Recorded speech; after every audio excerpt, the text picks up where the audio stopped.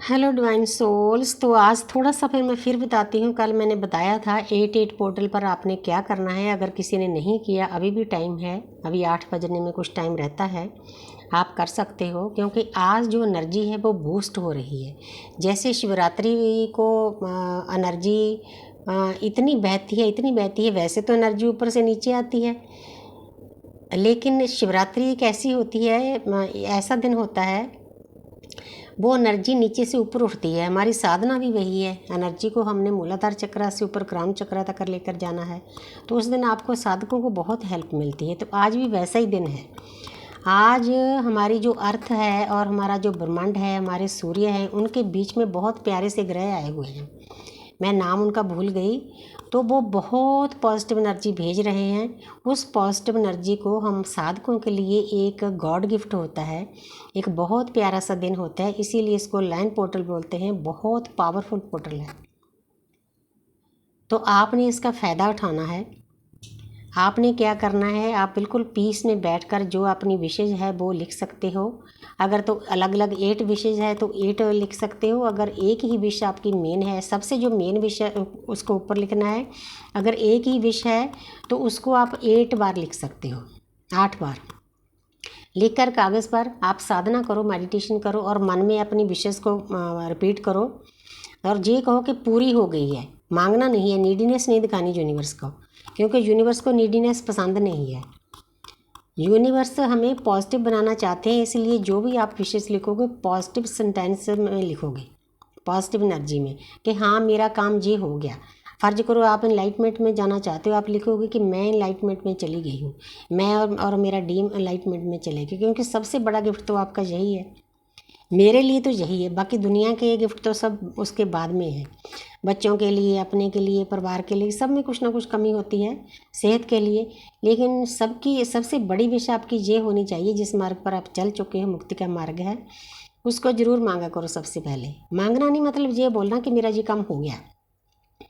उसके बाद आप मेडिटेशन करो 15 मिनट, 20 मिनट, जितना भी आपको टाइम लगता है। 8 के आगे पहले भी 10 मिनट करो, बाद में भी, तो आप बहुत प्यारी एनर्जी में चले जाओगे। देखना बहुत ढेर सारी एनर्जी आएगी आपके पास। तो सुबह मैंने किया था, बहुत मुझे अच्छा लगा। मतलब मैं जितना टाइम चाहती थी उससे ज़्यादा बैठी रही, क्योंकि मुझे कॉस्मिक एनर्जी में स्नान करना बहुत अच्छा लगता है। तो आपने बैठना है, बस बैठ के अपनी विशेष को याद करना है, कागज़ को आगे रख लेना है। उसके बाद जब आप उठोगे तो बाहर जाके उस कागज़ को जलाकर, जब वो ठंडा हो जाए, उसकी राख को हाथों में ऐसे डालकर फूंक मारकर ऊपर डिवाइन की तरफ, ब्रह्मांड की तरफ भेज दो, तो ज़रूर आपकी विशेष पूरी होगी। क्योंकि जब सच्चे मन से कोई साधक विशेष मांगते हैं, उनके विशेष में कोई स्वार्थ नहीं होता। सॉरी, कोई भी स्वार्थ नहीं होता, तो यूनिवर्स उन विशेष को जरूर पूरा करती है। जो डिवाइन फैमिली साधना के रास्ते पर चली हुई हैं, उनका तो सबसे बड़ा मुझे लगता है कि विश अपनी शिव और शक्ति को बैलेंस करना, हारमोनी लाना अपनी लाइफ में सभी रिश्तों के साथ, और डिवाइन के साथ भी लाइन होना, दिल दिमाग आत्मा लाइन होनी, एनलाइटमेंट में जाना, शक्तियों को जागृत करना, 7 चक्रा को भेदन करके अपनी थर्ड आई पर ऊर्जा को लेकर जाना। हाँ, उसके ऊपर आपको गुरु चाहिए होता है कार्य। जब हम थर्ड आई पर हमारी ऊर्जा जाती है, उसके बाद हम अपने आप नहीं संभाल सकते। उसके बाद गुरु का होना बहुत ज़रूरी होता है। ऊपर भवजल है, हम उसमें खो जाते हैं, नेगेटिव एनर्जियाँ हमारे ऊपर अटैक करती है। अगर आप किसी गुरु से दीक्षा नहीं लेते तो आपको थोड़ा मुश्किल हो सकता है, क्योंकि डिवाइन की एनर्जी बहुत हाई पावर की है, बहुत ज़्यादा। हमारा शरीर इतना सक्षम नहीं होता, इसीलिए हमें गुरु चाहिए होते हैं। गुरु जब हमारे सर पर हाथ रखते हैं तो जो हमारी साधना है उस पर प्रोटेक्शन का कवर चढ़ जाता है। जैसे एक कोई हलवाई है, उसकी मिठाई बाज़ार में खुली पड़ी है, उसमें अगर वो नहीं उसके ऊपर कोई चादर देगा या शीशे में रखेगा तो उस पर मक्खियाँ बैठेंगी। तो वैसे ही हमारी एनर्जी होती है। अगर हम अच्छे से उसको नहीं संभाल कर रखेंगे, हम भी संभाल नहीं सकते, उसको गुरु ही संभाल सकते हैं। आगे आपको जो भी रास्ता दिखाते हैं गुरु दिखाते हैं। बस आपके गुरु को जब भी मेडिटेशन करते हो थर्ड आई पर विराजमान करके कि बोलो कि गुरुदेव जिधर मर्जी ले चलो, बस मैं आपके चरणों की धूड़ हूँ, आपकी आज्ञा का पालन करूँगा।